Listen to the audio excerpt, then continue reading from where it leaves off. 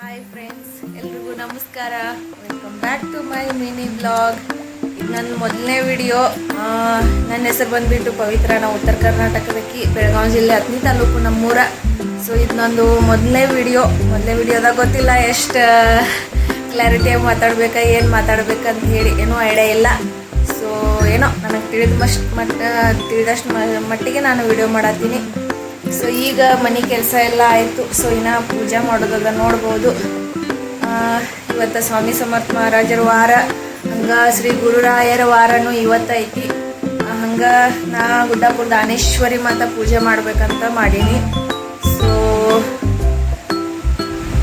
ನೀವು ಹೇಳ್ರಿ, ಗುರುವಾರ ದಿನ ನೀವು ಯಾವ್ಯಾವ ದೇವ್ರ ಪೂಜೆ ಮಾಡ್ತೀರಿ ಅಂಥೇಳಿ. ಸೊ ನನಗೆ ಎಕ್ಸ್ಪೆಷಲಿ ಪೂಜೆ ಮಾಡೋದಂದ್ರೆ ಇಷ್ಟ ಭಾಳ. ನಾ ಅರ್ಧ ದಿನದಾಗ ಒಂದು ಅರ್ಧ ಟೈಮ್ನ ಪೂಜೆ ದಶಿಂದರೆ ಪೂಜೆನ ಮಾಡ್ತೀನಿ ಜಾಸ್ತಿ. ಯಾಕಂದ್ರೆ ಪೂಜೆ ಮಾಡೋದಂದ್ರೆ ನಂಗೆ ಇಷ್ಟ ಭಾಳ, ದೇವ್ರ ಸೇವೆ ಮಾಡೋದಂದ್ರೆ ನಂಗೆ ಇಷ್ಟ ಭಾಳ. ಸೊ ನೋಡ್ಬೋದು ಇನ್ನು ನಾ ಪೂಜೆ ಮಾಡಿಲ್ಲ. ಸೊ ಪೂಜೆ ಮಾಡಿ ವಿಡಿಯೋ ಕಂಟಿನ್ಯೂ ಮಾಡ್ತೀನಂತ.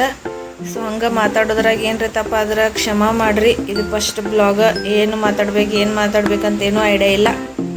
ಸೊ ಸಿಗೋಣಂತ, ಪೂಜೆ ಕಂಟಿನ್ಯೂ ಮಾಡಿ ಈ ಬ್ಲಾಗ್ ಮುಂದುವರಿಸ್ತಾನಂತ.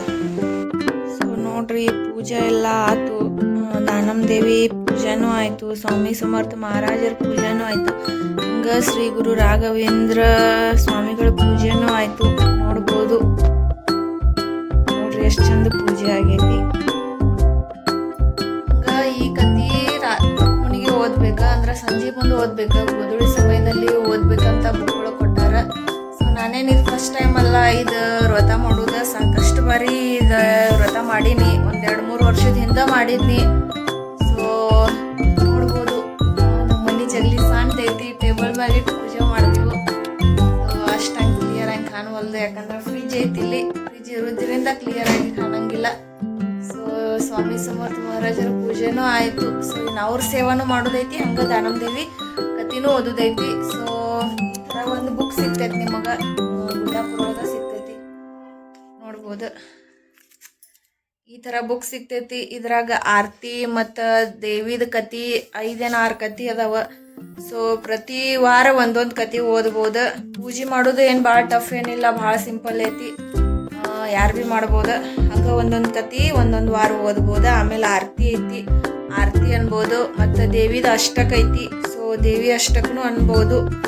ಸೊ ಪುಸ್ತಕನೂ ಪೂಜೆ ಮಾಡೋದು, ಯಾಕಂದ್ರೆ ನಾವು ಇದನ್ನು ಓದ್ತೇವಲ್ಲ. ಸೊ ಹಾಗಾಗಿ ನಾವು ಇದನ್ನು ಪೂಜೆ ಮಾಡಬೇಕು ಸರಿ. ಯಾಕಂದ್ರೆ ಕುತೂಹಲ ನನಗೂ ಯಾವ ಥರ ಪೂಜೆ ಮಾಡ್ತೀರಿ ಏನಂತ ಹೇಳಿ. ಸೊ ಇದು ನಂದು ಫಸ್ಟ್ ಬ್ಲಾಗ್ ಒಳಗೆ ಏನು ಮಾತಾಡ್ಬೇಕು ಏನಿಲ್ಲ ಅನ್ನೋ ಒಂದು ಐಡಿಯಾ ಇಲ್ಲ.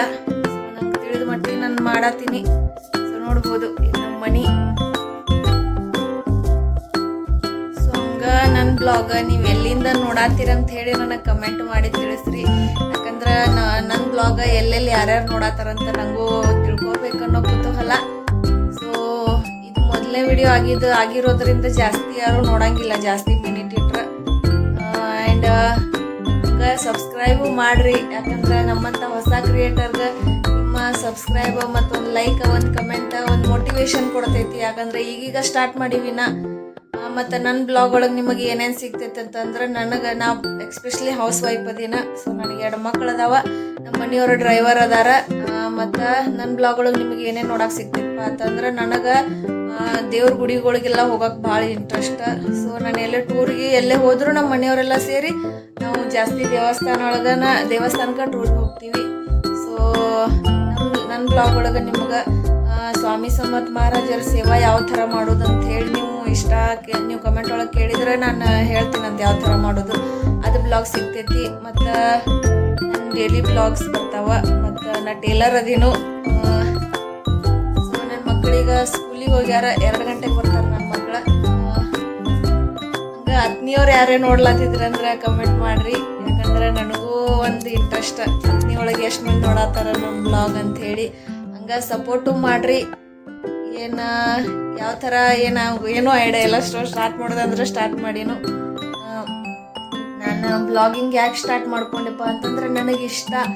ನಾನು ಬ್ಲಾಗಿಂಗ್ ಮಾಡಬೇಕು ಅನ್ನೋದು ನನಗೆ ಭಾಳ ಇಷ್ಟ. ಸೊ ಹಾಗಾಗಿ ನಾನು ಸ್ಟಾರ್ಟ್ ಮಾಡ್ಕೊಂಡೆ ಬ್ಲಾಗಿಂಗ.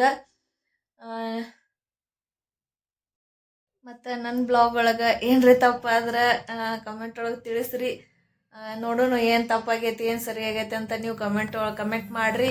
ತಿದ್ಕೋತೀನಿ ಅದನ್ನ ನನ್ನಿಂದ ಏನ್ರಿ ತಪ್ಪಾದ್ರೆ. ಸೊ ಇವತ್ತಿನ ಬ್ಲಾಗ್ ಇಲ್ಲೇ ಏನು ಮಾಡ್ತೀನಿ, ಮಿಕ್ಕಿದ್ದು ಪೂಜೆ ಓದೋದೆಲ್ಲ ನಾನು ನೈಟ್ ಟೈಮ್ ಮಾಡ್ಕೋತೀನಿ. ಯಾಕಂದ್ರೆ ಈಗ ಓದೋದಿರಲ್ಲ. ಸೊ ನಾನು ಸಂಜೆ ಮುಂದೆ ಓದ್ಬೇಕು. ಪೂಜೆನೂ ಹಂಗೆ ನೋಡ್ರೆ ಸಂಜೆ ಮುಂದೆ ಮಾಡೋದಿತ್ತ, ಬಟ್ ಆದ್ರೂ ನಾ ಈಗ ಮಾಡಿಬಿಟ್ಟೀನಿ ಪೂಜೆ. ಓದುದ ಮತ್ತು ಸ್ವಾಮಿ ಸಮರ್ಥ ಮಹಾರಾಜರ ಸೇವಾ ಎಲ್ಲ ಸಂಜೆ ಮುಂದೆ ಮಾಡ್ತೀನಿ. ಯಾಕಂದ್ರೆ ಈಗ ನಮ್ಮ ಕಡೆ ನೀರು ಬರ್ತಾವ. ಸೊ ಹಂಗೆ ನೀವು ಕಮೆಂಟ್ ಮಾಡಿರಿ, ನಿಮ್ಮ ಊರಾಗ ಎಷ್ಟು ದಿನಕ್ಕೊಮ್ಮೆ ನೀರು ಬರ್ತಾವ ಅಂತೇಳಿ. ನಮ್ಮ ಊರಾಗ 4 ದಿನಕ್ಕೊಮ್ಮೆ ನೀರು ಬರ್ತಾವ. ಸೊ ಎಲ್ಲ ಕ್ಲೀನಿಂಗ್ ಎಲ್ಲ ಮಾಡೋದೈತಿ. ಹಂಗೆ ನನ್ನ ಬ್ಲಾಗ ನಾನು ಇಲ್ಲೇ ಏನು ಮಾಡ್ತೀನಿ. ಸೊ ನನ್ನ ಬ್ಲಾಗ್ ನಿಮಗೆ ಇಷ್ಟ ಆದ್ರೆ ಲೈಕ್ ಮಾಡಿರಿ, ಶೇರ್ ಮಾಡಿರಿ, ಹಂಗೆ ಸಬ್ಸ್ಕ್ರೈಬ್ ಮಾಡಿರಿ. ಮತ್ತು ಸಿಗೋಣಂತ್ರಿ ಮುಂದಿನ ವಿಡಿಯೋದಾಗ. ಎಲ್ರಿಗೂ ಜೈ ಶ್ರೀರಾಮ್, ರಾಧೆ ರಾಧೆ.